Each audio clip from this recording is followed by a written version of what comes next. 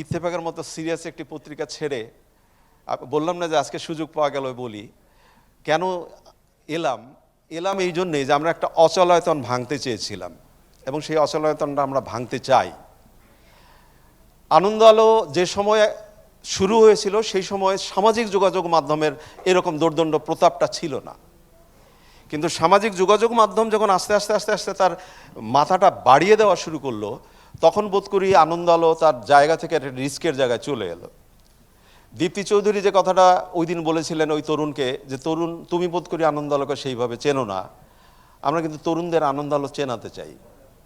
এটা কি করে সম্ভব? আমি জানি আমার অভিভাবক যারা এখানে এসছেন, যারা কথা বলবেন, তারা নিশ্চয়ই এই পরামর্শটাকে আমাদেরকে দেবেন যে আমরা আসলে পত্রিকাটাকে কিভাবে নিয়ে যেতে চাই।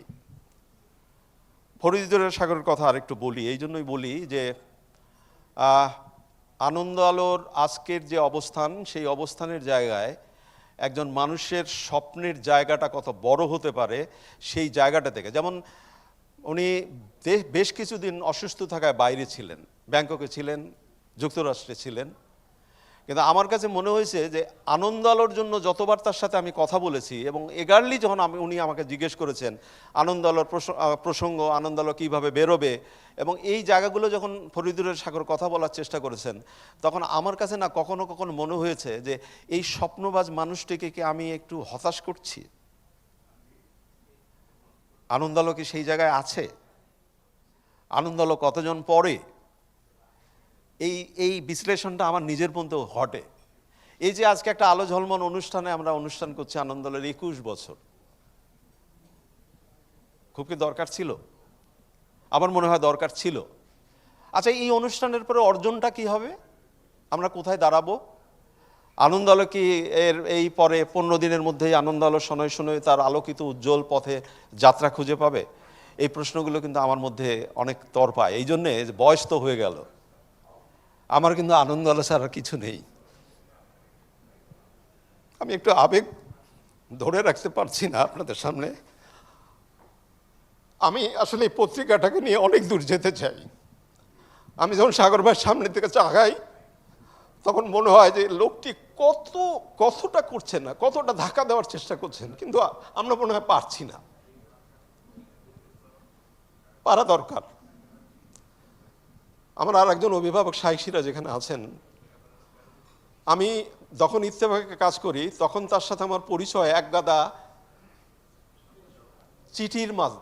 তার বাসায় আমি গিয়েছিলাম, হৃদয়ে মাটিয়া মানুষ তখন উনি বিটিভিতে করতেন। সেই চিঠি দেখে আমি অবাক হয়ে গেছি যে একদিনের চিঠি। সিরাজ ভাই বলেছিলেন এটা একদিনের চিঠি, হৃদয়ে মাটিয়া মানুষ একদিনের চিঠি, এতগুলো দেখেছিলাম। সেই থেকে সেই মানুষটির প্রতি আমার একটা শ্রদ্ধা এবং অন্য রকমের একটা ভালোবাসা জন্মায় এবং আমি তাকে অভিভাবক হিসেবে পাই। আজকে আমি আপনাদের সামনে সবাইকে একটু অনুরোধ করব, সাগর ভাইয়ের এই স্বপ্নটাকে আমরা একটু আরো বড় করতে চাই, সবার স্বপ্নটাকে। এই জায়গায় একটু পরামর্শ লাগবে, আমরা কে কি পরামর্শ দিতে চাই সেই পরামর্শটা আমি শুনতে চাই। কয়েকজনের কৃতজ্ঞতা প্রকাশ করে আমি আমার বক্তব্য শেষ করব।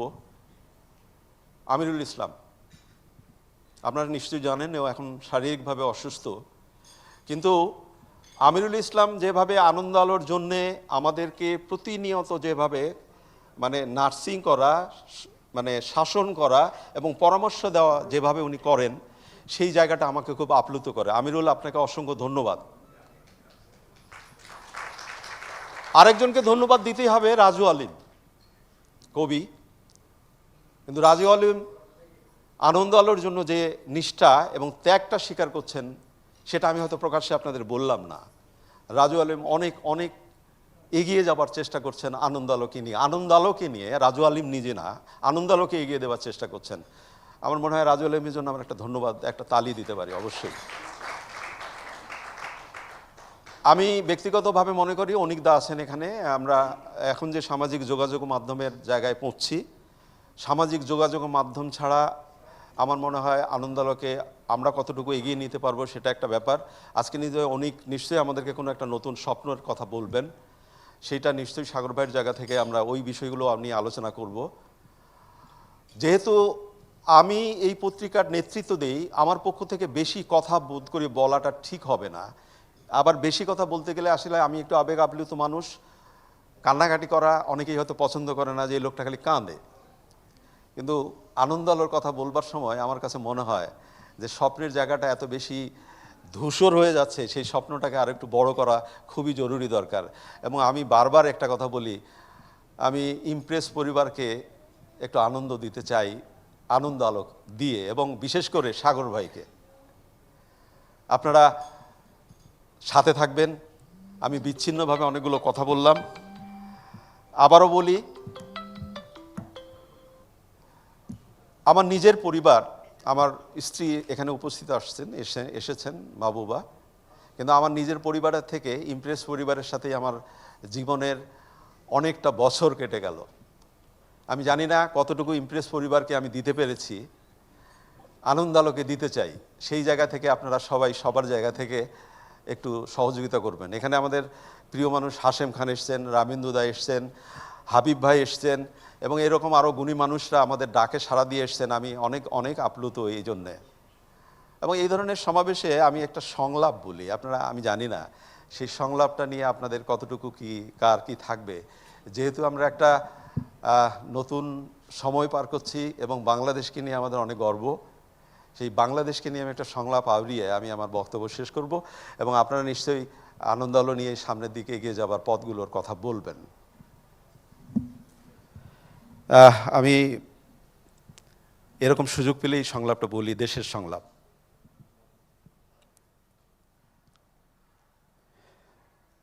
জেলের ভিতর রোল ঢুকাইয়া ঢুকাইয়া ঢল ঢলা খুঁড়ে দিছে জায়গাটা, মাঝে মাঝে কেমন অসার লাগে, থামাইতে পারি না।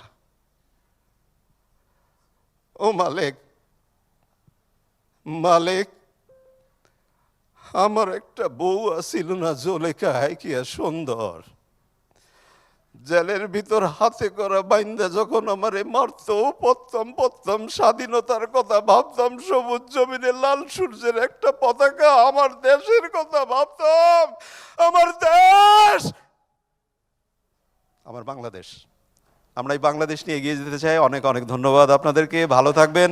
এবং আমি মনে করি আনন্দ আলোকে আজকে আপনারা আশীর্বাদ করবেন, আনন্দ আলো যেন সামনের দিকে, আরও সামনের দিকে কিভাবে এগিয়ে যায়। আমাদের প্রিয় মানুষ ইমদাদুল হক মিলন সামনে এসছেন, আপনাকে অসংখ্য ধন্যবাদ। সামনে এসে বসবেন আপনি। শেষে একটি অনুরোধ করে যাই, ছাপা পত্রিকার ভবিষ্যৎ কি নিশ্চয়ই ইমদাদুল হক মিলনের কাছ থেকে শুনবো। আরেকটি বিষয় শুনবো, শুধু আনন্দ আলোকে নিয়ে আমরা কিভাবে এগিয়ে যেতে পারি। শুভকামনা সবার জন্যে, ভালো থাকবেন। খায়রুল।